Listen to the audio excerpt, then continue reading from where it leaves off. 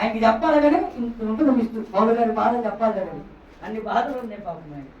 కానీ ఆయన అంటున్నాడు ఇన్ని బాధలు ఉన్నా తన బాధలన్నీ కూడా మర్చిపోయి ఆయన ఏం చేస్తున్నాడు? కొరింథీ సంఘాన్ని ఆదరిస్తున్నాడు, కొరింథీ సంఘాన్ని ప్రేమిస్తున్నాడు. అందుకని అప్పుడు అన్ని శ్రమల్లో కూడా ఆయన అంటున్నాడు ఆ దేవుడు మమ్మల్ని ఏం చేస్తున్నాడు? ఆదరిస్తున్నాడు. అందుకని మన ఇతరులను మీరు ఆదరించండి. అందుకని ఒక తల్లి ఒకరిని ఆదరించినట్టు నేను మిమ్మల్ని ఏం చేస్తున్నాను? ఆదరిస్తున్నాను. యెరూషలేములో మీకేముంది?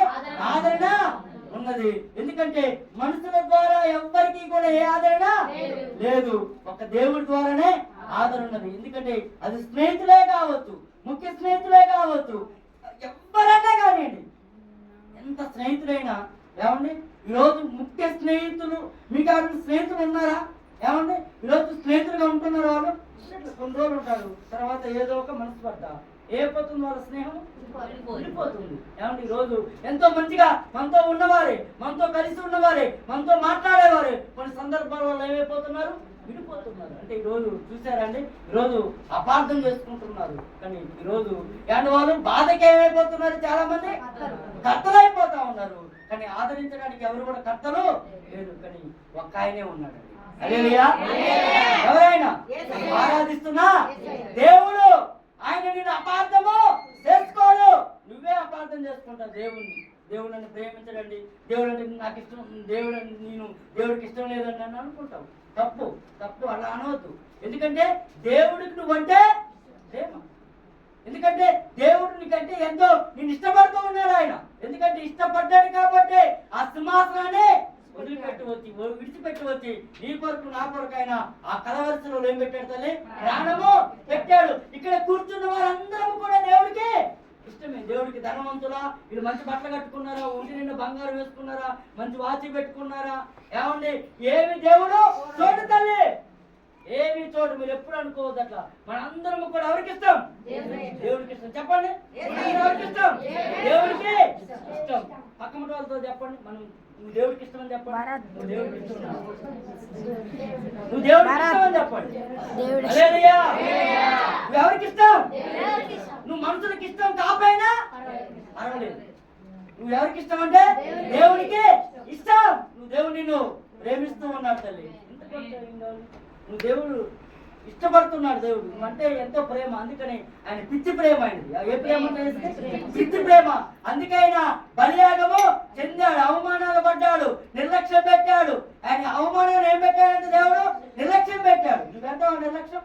ఒక మాట అంటే పడవే, చావుకు లేదంటే మాట అంటే పడరు, ఒక సంఘం ఏదంటే మాట పడరు, అంటే అమ్మ నాన్న అంటే పడరు, అంటే రక్త సంబంధం అంటే పడరు. కానీ యేసుక్రీస్తు వారు ఆయన గుద్దారు, హింసించారు, అవమానాన్ని కూడా ఏం పెట్టాడంటే దేవుడు ఏం పెట్టాడు తల్లి? అవమానాలే నిర్లక్ష్యం పెట్టాడు. శిలువను ఏం చేశాడు? దేవుడు సహించాడు, బాధను సహించాడు, కష్టాన్ని సహించాడు. ఆయన గుద్దుతూ అన్నారు, నిన్ను గుద్దిన వాడెవరో? బాధ కాదు అమ్మ. ములకిరీటం పెట్టారు, ఉమ్మి వేశారు. అంత మాత్రమే కాదు కానీ ఆయనకున్న బట్టలు కూడా ఇక్కడ ఇంకొక మాట ముందుకు మీరు చెప్పలేకపోతున్నారు. అందరూ ఆడవాళ్ళు ఉన్నారు అంటే అట్లా చేశారటండి ప్రభువుని. అంత హింసించారు ప్రభుని. అయినా కూడా ఆయన ఒక్క మాట కూడా పలకలేదు. ఆయన ఎవరైనా నిరపరాధి, కానీ ఏం చేశారు వాళ్ళు? అపరాధిగా. మనమే ఈరోజు దేవునికి మనల్ని ఈరోజు మనం అపరాధులైనా మనం దేవుడు ఏం చేశాడంట? నిరపరాధులుగా చేస్తాడు. ఈరోజు మనం యేసు రక్తంలో కడగబడినందుకే శిలువను సహించాడు, బాధను సహించాడు, అవమానాలన్నీ కూడా నిర్లక్ష్యం పెట్టాడు. అంటే దేవుణ్ణి అవమానించినా కూడా దాన్ని ఏం చేశాడు? పట్టించుకున్నాడా? నిర్లక్ష్యం పెట్టాడు. నిర్లక్ష్యం పెట్టాడు. అవసరం లేదు. ఎందుకంటే ఆయనకు మహిమ, దేవుని యొక్క పనిని జరిగించడానికి ఈరోజు నువ్వు కూడా దేవుని పని జరిగించాలన్నా, దేవుని రాజ్యంలో ఉండాలన్నా, లోకంలో వచ్చే అనేక విషయాలను ఏం చేయాలంటే నిర్లక్ష్య పెట్టాలి, పట్టించుకోవద్దు. హల్లెలూయా. నువ్వు దేవుని చెంత ఉండాలన్నా, దేవుని రాజ్యంలో ఉండాలన్నా, దేవుడితో ఉండాలన్నా, యెరూషలేములో ఉండాలన్నా ఒకటే. నీకు లోకము నుంచి వచ్చే ఏవి కూడా నువ్వు పట్టించుకోవద్దు, నిర్లక్ష్య పెట్టాయి. ఐ డోంట్ కేర్ అనేసి. ఏమన్నా నువ్వు? ఐ డోంట్ కేర్, ఏమీ కాదు, నాకు ప్రభు ఉన్నాడు అని నువ్వు నిర్లక్ష్యం పెట్టు, అన్ని సహించు. దేవుని కొరకు నువ్వు బాధపడు, దేవుడి కొరకు కష్టపడు. ఎందుకంటే నాకు యెరూషలేములో ఏముందనుకో నువ్వు. హల్లెలూయా. చెప్తాను అందరం.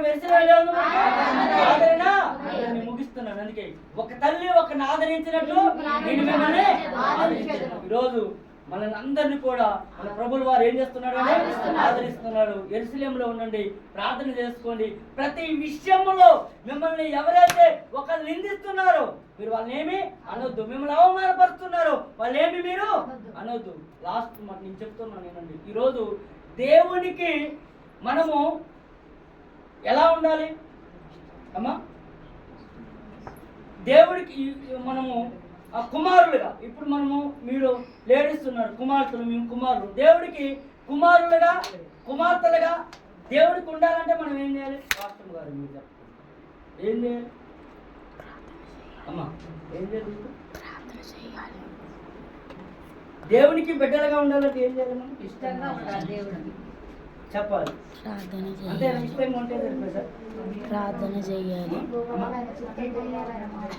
ఇంకా సమీపంగా ఇష్టంగా మంచిగా అమ్మా. ఇంకా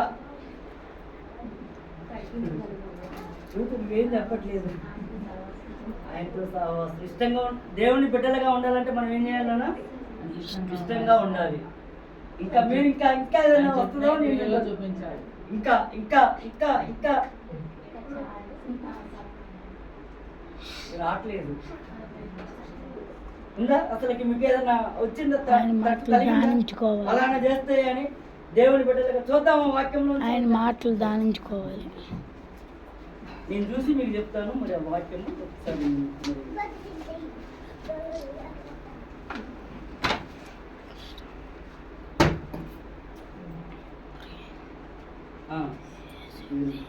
దొరికింది మత్తయి సువార్త.